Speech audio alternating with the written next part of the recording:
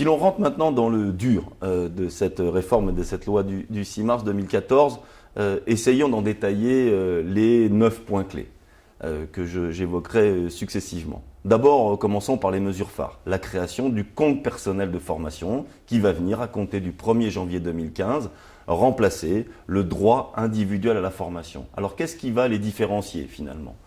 Vous vous souvenez que le DIF, c'était uniquement une logique de capitalisation. Chaque salarié allait accumuler chaque année 20 heures de droit à DIF, cumulable sur 6 ans avec un plafond donc à 120 heures. L'idée aujourd'hui, c'est de passer à 150 heures, 5 fois 24 heures et 2 fois 15 heures. Ce qui va changer fondamentalement, c'est que les entreprises, les branches ou un certain nombre d'acteurs auront un droit d'abondement, c'est-à-dire qu'au-delà de cette logique de capitalisation, un certain nombre d'acteurs pourront venir abonder les comptes des salariés pour faciliter son accès à une formation et être le réceptacle, entre guillemets, de cette co-responsabilité et de ce co-investissement. Donc le compte personnel de formation, mouvement très important, s'inspirant du DIF, mais avec deux autres différences majeures. L'initiative du salarié, sachez par exemple qu'à partir du moment où le compteur permet de faire la formation et que la formation aura lieu hors temps de travail, elle s'impose à l'employeur. Si le compte personnel de formation est pris sur le socle de compétences, ça s'impose à l'employeur et c'est opposable de droit sur le temps de travail. Donc vous voyez un rôle de l'individu beaucoup plus important dans la gestion et la prescription de son propre compteur qui est aujourd'hui d'ailleurs totalement transférable puisque le compte est créé à la première heure de travail et suivra l'individu tout au long de sa vie professionnelle jusqu'à l'heure de sa retraite. Autre élément fondamental, on ne peut plus tout faire en matière de compte personnel de formation. Si toute action de formation était diffable, aujourd'hui, le compte personnel de formation, ou pour être éligible plutôt au compte personnel de formation, la formation devra être intégrée dans des listes qui vont être élaborées à partir du répertoire national des certifications professionnelles, des CQP et des CQPI, des certificats de qualification professionnelle, de l'autre côté de formations habilitantes, les habilitations électriques, les habilitations soudure, les CACES, les permis de conduire, et le dernier pavé qui est en cours de négociation, le socle de compétences, en essayant d'identifier justement qu'est-ce qui relève de ces socles de compétences et qu'est-ce qui n'en relève pas. À l'heure où je vous parle, d'ailleurs, la petite bombe sur le marché est que les langues ne relèveraient plus de ce socle de compétences, alors qu'on sait que beaucoup de DIF relevaient justement des formations du domaine linguistique. Donc première mesure phare, le compte personnel de formation qui vient en succession et en amélioration du dispositif sur le droit individuel. La deuxième chose, finalement la mesure la plus symbolique, c'est l'évolution des financements en matière de formation professionnelle. Donc là, vous verrez dans un document que nous vous remettrons un certain nombre d'éléments qui viendront préciser ce que j'évoque, mais en gros, retenez qu'on n'a plus que 2 niveaux d'obligation légale. En dessous de 10 salariés, 0,55% de la masse salariale. Au-dessus de 10 salariés, 1% de la masse salariale. Ce 1% se décomposant en fonction de la taille de l'entreprise en 4 ou 5 pavés obligatoires.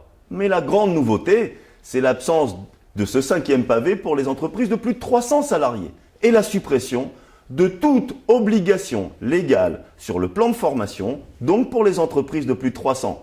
Ce qui est une petite bombe sur le marché. Ça fait moi 25 ans que j'y suis et que j'y travaille. Ça fait 25 ans qu'on en parle. C'est aujourd'hui chose faite. Il n'y a plus d'obligation légale pour les entreprises de plus de 300 salariés en matière de formation et d'adaptation des compétences de leurs collaborateurs. Et ça, c'est vraiment quelque chose de très important. Donc deuxième chose, évolution des financements de la formation professionnelle. Troisième chose, la création du conseil en évolution professionnelle. Qu'est-ce que ce conseil en évolution?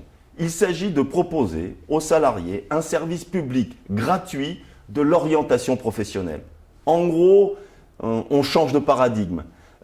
L'idée avant, finalement, c'est on avait une formation initiale qui nous préparait à évoluer dans un secteur professionnel sur un métier donné, avec des évolutions souvent linéaires. On grimpait fonctionnellement en même temps qu'on gagnait toujours plus d'argent. Et puis de temps en temps, il y avait à gérer un accident et un passage par la case Pôle emploi.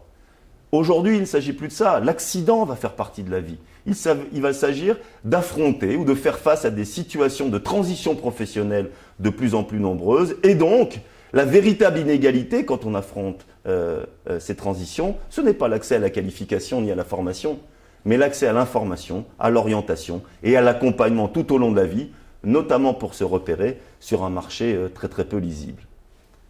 Quatrième mesure, la révision de la notion même d'action de formation.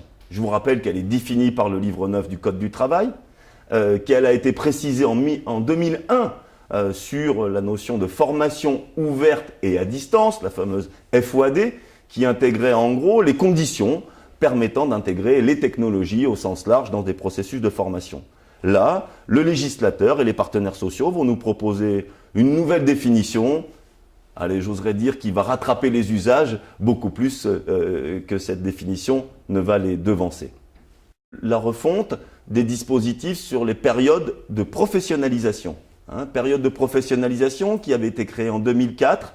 L'idée étant aujourd'hui de revenir sur un certain nombre d'éléments qui ont contribué à la sortir de sa finalité initiale, cette période de pro. Je vous rappelle qu'elle visait des personnes fragilisées, dont il s'agissait de favoriser la mobilité ou la reconversion dans l'entreprise. On s'aperçoit, si je suis un peu mauvaise langue, que c'est resté souvent un outil cosmétique d'ingénierie financière pour transformer du plan en période et ainsi aller récupérer les fonds de la professionnalisation. Pas pour toutes, me direz-vous, mais pour un certain nombre, ce fut le cas. Et là, les partenaires sociaux vont vouloir que l'on revienne à l'essence même de ce dispositif en visant notamment des formations nettement plus certifiantes. Derniers éléments que l'on va traiter autour des modifications dans les relations avec les partenaires sociaux et notamment des liaisons beaucoup plus affirmées entre la stratégie de l'entreprise, l'impact sur ses ressources humaines, sur la gestion prévisionnelle de ses emplois et compétences et la création du plan de formation à 3 ans. Là, les obligations de négociation avec les partenaires sociaux, le droit d'expertise dont vont disposer ceux-ci et les nouveaux calendriers que les partenaires sociaux vont définir ensemble pour piloter les enjeux formation et la liaison entre la stratégie et les pratiques vont être des éléments de tout première envergure. Et nous parions là sur l'intelligence des acteurs et leur capacité à voir leurs intérêts converger et à investir finalement cette réforme comme il se doit pour lui donner un sens différent et penser la formation autrement. Sur finalement les dernières mesures en matière de formation professionnelle, il s'agit d'évolution dans les rôles des acteurs. Retenez-en 2 principaux, les OPCA et les branches professionnelles qui voient leur rôle réaffirmé. Les OPCA rentrant aujourd'hui dans une logique de guichet unique. Je ne vais pas rentrer dans la complexité, mais sachez que vous verserez désormais la taxe d'apprentissage, le congé individuel et vos obligations formation à un guichet unique, à un seul endroit, alors qu'avant vous pouviez avoir 3 guichets, entre guillemets. Et de l'autre côté, c'est le renforcement du rôle des régions, où la vérité en matière de qualification et d'emploi se trouvant évidemment au carrefour entre les branches professionnelles et des logiques nationales et des logiques de bassin d'emploi et de territoire. Donc l'idée, c'est de travailler sur un nouveau dispositif de formation professionnelle en donnant une nouvelle boîte à outils aux acteurs, boîte à outils beaucoup plus performante, en revenant sur l'organisation et la gouvernance des systèmes de formation et en essayant de lui redonner un brin de modernité, notamment sur la notion d'action de formation, l'intégration des technologies ou le rôle sociétal que peuvent avoir les entreprises en finançant des objectifs dont l'intérêt immédiat les dépasse.